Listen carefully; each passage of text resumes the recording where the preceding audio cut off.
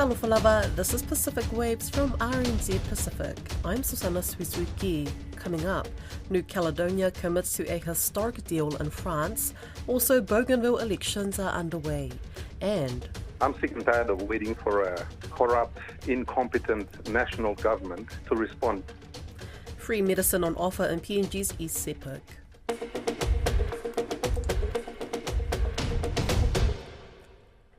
The Bougainville elections, which happen once every 5 years, are underway.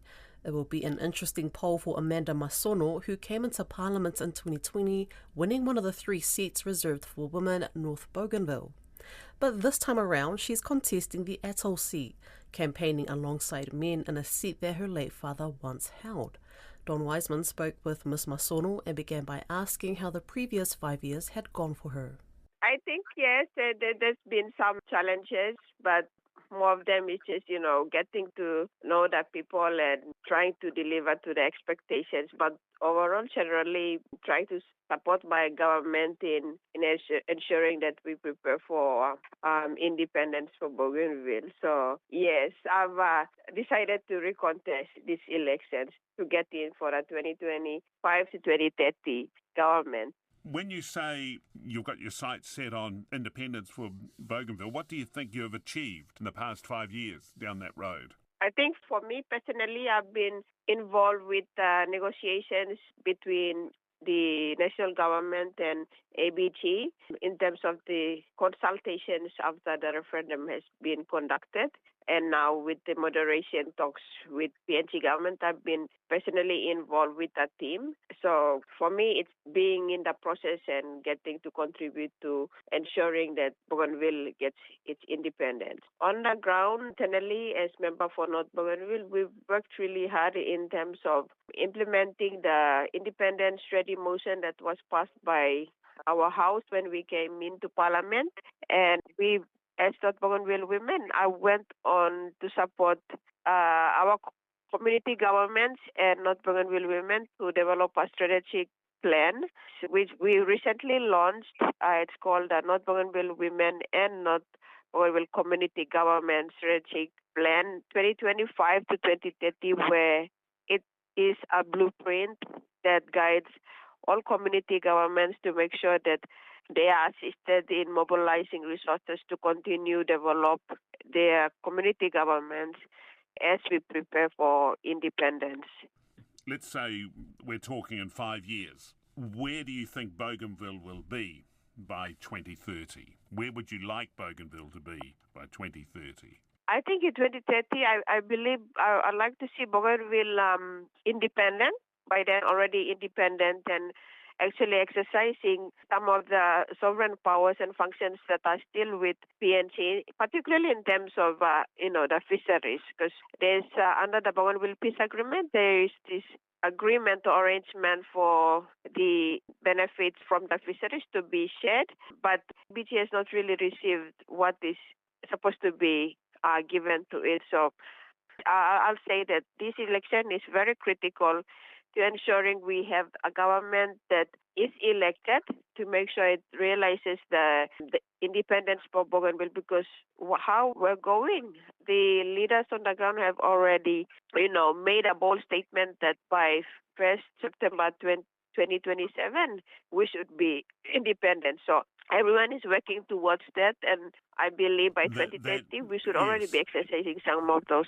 powers and functions to enable us to really contribute meaningfully and head to independence. Yes, but to a large extent, it's not Bougainville's decision, is it?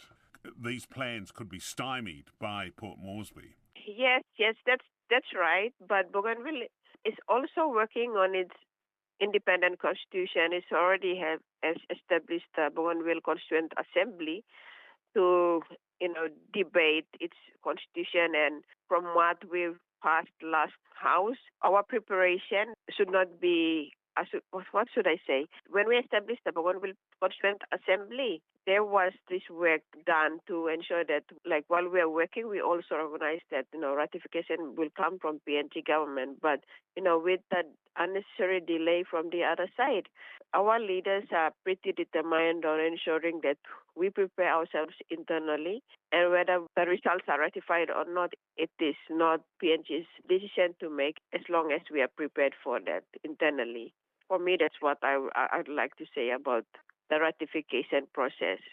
You have been holding one of the 3 seats reserved for women, but you're not going to be doing that in this coming election. You're throwing your hat in one of the open seats. It's a fairly fraught thing, isn't it? So how do you think you'll go? For Bougainville, in the current House, there's two women who came from the single constituency. That is Minister Tonila Matbob, who came from the Euro single constituency seat up at Panguna. And then the second one is member for Mahari, Honorable Carol Polly. So there's already 2 women in the Bougainville House of Representatives who came from the single constituency seat. For us, I came into the reserve seat. So this time I intend to contest the Atolls seat. I know it will be a bit challenging for me because it's not straightforward as a women's reserve seat. I am going against, most of them are male candidates, but I believe that at such a time as this, I am more than capable to be that voice that Atolls constituency needs right now. In Western Australia's Pilbara region, traditional custodians of the Murujuga are celebrating its World Heritage listing. The Murujuga cultural landscape has the most dense known collection of rock arts engraving in the world, some dating back 50,000 years. It's also home to major gas and fertilizer plants, and some fear the conditions attached to the World Heritage listing won't do enough to protect the rock art. The ABC's Meta Adams reports. Oh, Murujuga, the beauty of your island. In the remote town of Robin in Western Australia's northwest, 3 sisters sing a song about Murujuga. That song to me, it means like this land has got value, but it can be damaged also. Pansy Sambo, an Injibandi elder from Robin, believes World Heritage status will help protect Murujuga's unique rock art from nearby industry. To me, being listed on that World Heritage, it meant, wow, that sounds like it's giving strength to Murujuga. While the UNESCO committee made the decision in Paris, back home a group of traditional custodians was cheering on. Vince Adams, who is an Injibandi director of the Murujuga Aboriginal Corporation, paying tribute to elders who launched the campaign. The elders that have started this, there's none left. They're all gone. And to what we see today is a legacy of what they've left behind. But the World Heritage listing doesn't put an end to fears about the preservation of the rock art. In fact, those concerns almost jeopardised the nomination. An advisory body to UNESCO referred the bid back to the government in May, recommending all future industrial developments near Murujuga be halted. At the last minute, the federal government successfully lobbied to overturn that draft decision, securing an amendment allowing further industrial development in the area. In the end, what persuaded the committee was both the scientific evidence that was put forward, which disputed some of the claims that were being made, but also the genuine passion from the traditional owners to see this World Heritage listing be secured. But the WA Greens argue the amendment could threaten the rock art. Sophie McNeil is a WA Greens MLC. You can see here how watered down the amendment was. Like they've crossed out all the protections that the original UNESCO recommendation had in it, and that was after intense lobbying. So we are deeply concerned that the rock art now doesn't have as many protections as the experts think it should have. And Murujuga traditional custodian and Save Our Songlines advocate Raylene Cooper agrees the amendments don't go far enough. They lessened the protections of this, and those amendments are ludicrous. You cannot have industry and culture coexist. The federal government promises it will ensure Murujuga is protected now and for future generations, and has agreed to update UNESCO with a report on the implementation of the amendment's recommendations by the end of next year.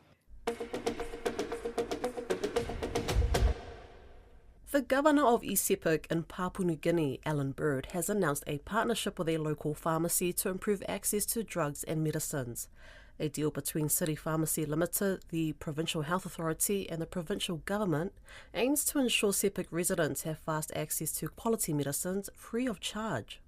The provincial government is making a payment of 500,000 kina, about $118,000 from the province's Provincial Improvement Fund, PSIP, to the pharmacy company. Don Wiseman asked Alan Bird if $500,000 kina will be enough. No, it won't. We've got $3 million in the budget for that. We're just starting off with $500,000 because, like everything that's new, no one's ever tried this in Papua New Guinea before. But I'm sick and tired of waiting for a corrupt, incompetent national government to respond, because I cop all the flack when there's no medicine in Sepik, even though it's not my job. So I've decided to bite the bullet. And fortunately, there's a local company that's honest and transparent. It's not one of these fly-by-night companies that sort of do deals in dark corners and, there's massive kickbacks. City Pharmacy Limited has been operating in Papua New Guinea for, maybe 30 or 40 years. It's owned by our super funds. So essentially, the Papua New Guinean workers own a majority of the shares there. So that gives me the confidence to work with them. And of course, they've had 2 pharmacies in my province operating, almost 200 kilometers apart in my province. So there's reach there. And when we run out of medicine at the hospital and, people come running to me, or they run to another member of parliament asking for us to help them pay for medicine, that's one. If they can't find us, then, the poor doctor or, the nurse or some other medical worker who's already struggling to look after their own family has to fork the money out of their own pocket. So this system that we're using has been used by City Pharmacy Limited for, I think, a number of years with the medical insurers in the country. And, I'm just really pleased that they're happy to try it out with us. Right. So we're running a trial, and then every month we get a report and we have a look and see how it's working, because, the last thing you need is, it's hard enough accessing medical services, not just in my province, but in the whole country. But once people get to the end of the line and they get diagnosed, and, the clinician turns around and says, look, sorry, we've got no medicine. Here's the prescription. Can you go buy it? And this person's been waiting, traveling, waiting, all of that is probably 24 hours, 36 hours just to get that far and be told, look, you've got to go buy your own medicine. And so given that sort of scenario, I want to be able to sleep well at night knowing that my people are being looked after. And if the system works out and the whole country wants to adopt it, I've been critical of the medical suppliers in Papua New Guinea since the day I walked into Parliament. It's one of the biggest roads in this country, and it continues to be so. The people who own the pharmaceutical supply mechanisms that supply the PNG government, they also own some of the massive sky-rise buildings in Port Moresby that are rented to the government. So there you go. It's not your only concern about the health sector in East Sepik, is it? You've been at the hospital recently and you weren't impressed. Look, I knew for a while, I knew like a year and a half ago that because the rest of the health system, we're rebuilding the entire health system in my province. Let me just start by saying that. But I didn't know that we had makeshift facilities because, all the other facilities around the province are not functioning. And this specialist hospital, which when we first designed it, we didn't design it with what you might call an outpatient facility because it's not meant to have one. But in the absence of functioning medical facilities around the province, we got no choice. We got to bite the bullet. So I allocated the money sometime last year, about 18 months ago. And I hate these government systems that take so long. And I was quite crook on Sunday. And at 2 a.m. in the morning, I had to go to the hospital. And I think maybe God wanted me to be sick so I could see all of this. So when I saw it, it broke my heart. I mean, these are the people I represent. So I've said to them, look, you guys have 60 days to rectify this. The money is there. I want this facility built. I don't want to come here and see the same thing happening again. So we've got really crazy systems, you know what I mean? And they're so cumbersome, it just doesn't help us. But I've said to them, look, I respect the processes, but can we push it a little bit faster? Because 18 months is simply unacceptable. You've got people lying around in the corridor out in the open with an IV in their arm, sleeping on the floor. That'll be unacceptable anywhere else in the world. It should also be unacceptable here. That's Pacific Waves for today. For all episodes, head over to rnz.co.nz/Pacific. We're also on Spotify, Apple and iHeartRadio. From myself and the RNZ Pacific team, tō whā soifua.